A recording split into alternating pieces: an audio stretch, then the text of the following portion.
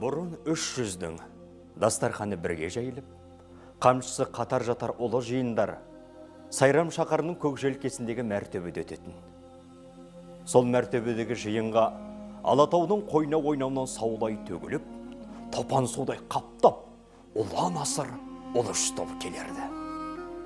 Қаратауды теріске айналып, сонау Ертіс пен Торғай арасындағы салқын белдер мен саумал көлдерді сайрандай көшкен жойқын орда орта жүздің Қарақұрым тобы қаптағайларды.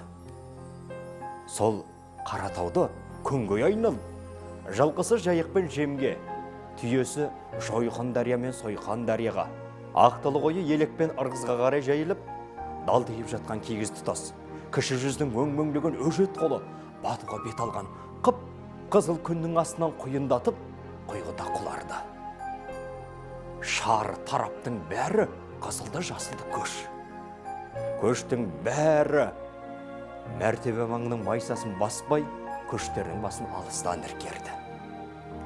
Бір жағы анау Қошқарата бойы, бір жағы мынау Сайрам су, алды анау Қазығұрт. Жағалай жазыққа алқадай тігізілген ақ жұмыртқа ауылдар қонарды.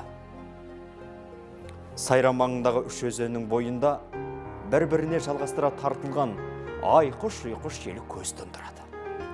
Бүйірі бұлтиған сәл төскейлердің бауыр-баурайлары қылаң шатырларға, қыран-қыраңның басы күмбірлеген ағырдыларға толарды. Өйткені мұнда үш ұлыстың ең аталы ауылдары тігіледі.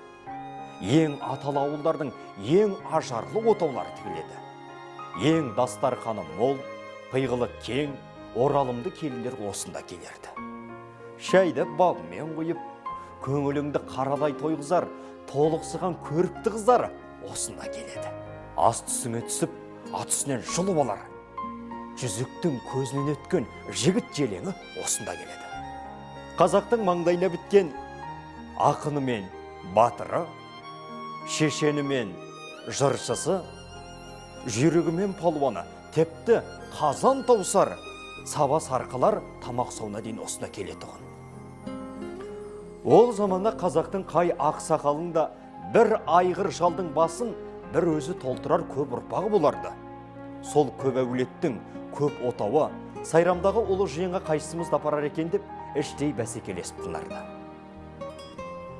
Әлгі пәленшенің баяғыда жиынға тіккен отауының сәнін айтсайшы, салтанатын айтсайшы, дастарханын айтсайшы, кеу-кеулеп кеп, пәленшенің бәйгеден келген жүйрігін айтсайшы, өй, түгенбайдың жауырыны жерге тимеген палуанын айтсайшы, кеу-кеулердің бірі де кем түспейтін.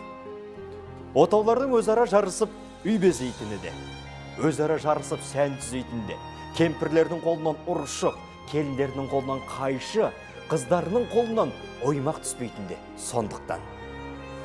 Пәлен жерде тігілген отау, түген жерде асқа тігілген отау атанғылар келіп, бәрі де тыраштанып бағарды. Ел жайлауға көшкенде елден бұрын жөнелігі жанталасатын. Ал ел қонғанда елден бұрын үйін тігуге жанталасатын. Ауыл қонғанда түндікті айқара ашып тастап, көк сылаң түтінді бұрын шығарған келіншек, қыз-боз бала көзіне іліккен, бүлдіршін бой жеткендей, екі беті албырап, екі көзі шырадай жанып, гөл-гөл жайнап құлпырып шыға келерді.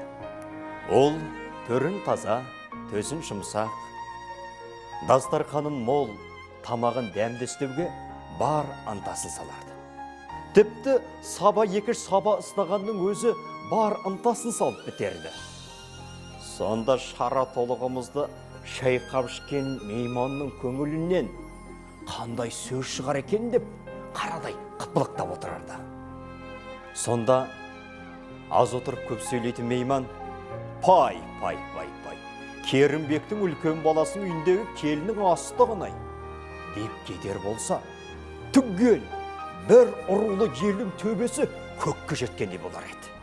Оны естіп, біздің пәленше жан түген Шекем ауылындағы ең мақтаулы келін көрінеді деп, ай далада жатқан төркіндерінің жүрегі жарыларды.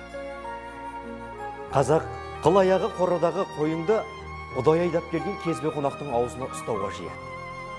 Сол қонып кеткен қонақтың ел арасына жайып кеткен әңгімесін мирасқа қалдыратын қазақта ат шығарғаннан ұлы мұрат болушы еді. Бұрын қазақтың өзіне өзі разы болған мақалдары да осы мәртебенің бойында туғанда.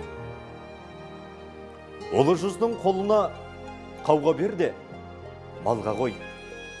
Орта жүздің қолына қамшы бер де, жауға қой. Кіші жүздің қолына майза бер де, жауға қой деп те осында айтылғанда. Қазақтың өзіне өзі разы болған мақалдарының көбісі де осы мәртебенің бойында туғанда. Ұлы жүздің қолына қауға бер де, малға қой.